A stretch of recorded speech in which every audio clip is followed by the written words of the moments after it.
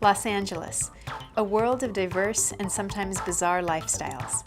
A place of tectonic upheaval and urban sprawl. A fluid network constantly churning. A town where movies are made and celebrated. A place willing to experiment with just about anything. And above all, a state of mind, an attitude towards life, towards science, and the epicenter of 21st century microbiology. In 2012, with support from the Caltech administration and the Weston Havens Foundation, we established the Center for Environmental Microbial Interactions, aka the CEMI. Its mission? To understand how microbes function in human health and disease, how they shape our environment, and how their extraordinary potential can be unleashed to transform our world for the better. I love microbes because they've solved all sorts of amazing problems. I mean, imagine organisms that can live in the cold and the dark and still extract materials and energy from very low concentrations of resources. Someday we might have to learn to solve some of those problems ourselves. The CEMI has brought together an eclectic group of scientists and engineers to study fundamental questions about microbial life. How do microbes function at the most basic level? How do they engage with other organisms to promote health or disease? How have they shaped the Earth over long timescales?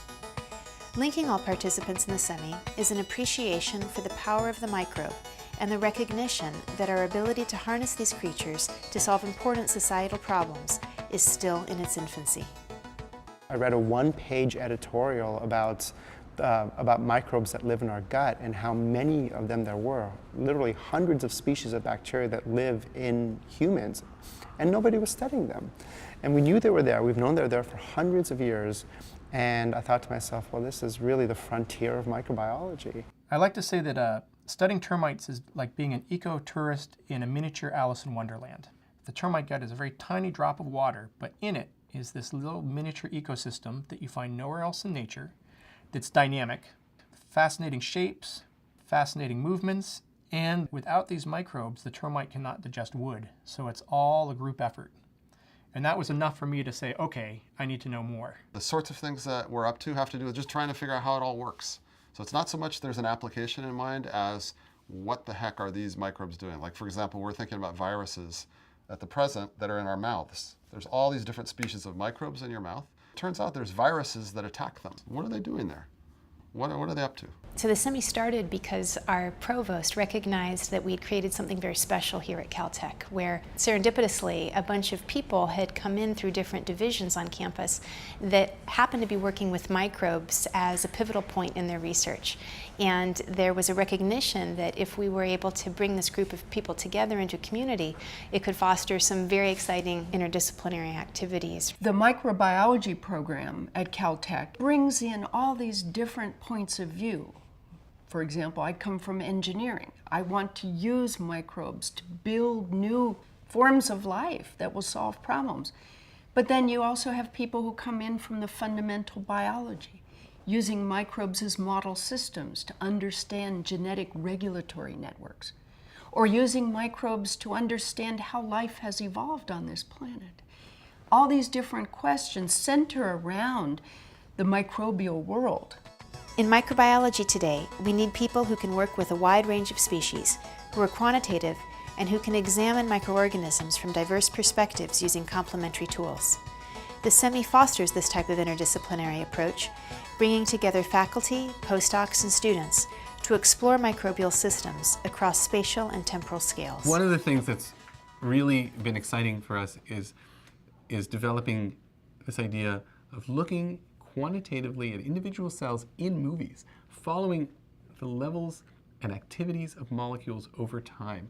And when you do that, you open up this whole new world. One of the unique things that we can do is this merger of molecular tools and geochemical analyses that tell us not only who's in the environment, but what they're actually doing in terms of their metabolic processing. And the unique aspect that we bring to the table is to be able to do this at a spatial scale that's really relevant to the microorganisms themselves. With visual techniques such as electron tomography, you do have this opportunity and this ability to see how bacteria divide, or how they segregate their genomes, or how they communicate with each other in vivo a near native state.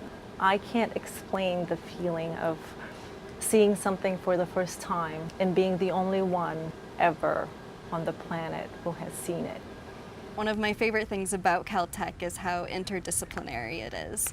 We have all of these seminars that take place multiple times a week to learn about other areas of science, and I think it really fosters a supportive community. I really like the collaborative environment here. If you have a experiment you want to do, but you don't necessarily know how to do it yourself, you can find someone who's more than willing to help you out. I've never been anywhere in the world where there is such a density of what I would simply call clever people, but not clever and arrogant, but clever and friendly. We all know each other in a certain sense. You know, there's a couple of cafes, there's 280, I think, faculty members, something like that. You run into somebody that's in geology or something, you talk to them. The fact that you can talk to all these people in different divisions in a meaningful way, more than in a cursory way, is super, super powerful. I think for Caltech, it's really nice for undergrads in the sense that there's so much opportunity. You can just go up to a professor and ask them, oh, like, can I join your lab next year? And they could say yes. So it's just really exciting to be able to do that here. You're not in the middle of the biggest place in the world where you know absolutely everything that's going on instantaneously, but there is everything you could possibly need, and you have the space, the intellectual space, and the support to do something different. It's so refreshing to come in every day and be surrounded by curious, intelligent people. Curious, intelligent people who have the means to explore some of the most exciting questions that there are. Where did life come from? How did it evolve? What are the mechanisms by which life extracts materials and energy from the environment? These kinds of issues are critical to our being able to survive on this planet, and to me it gives me inspiration.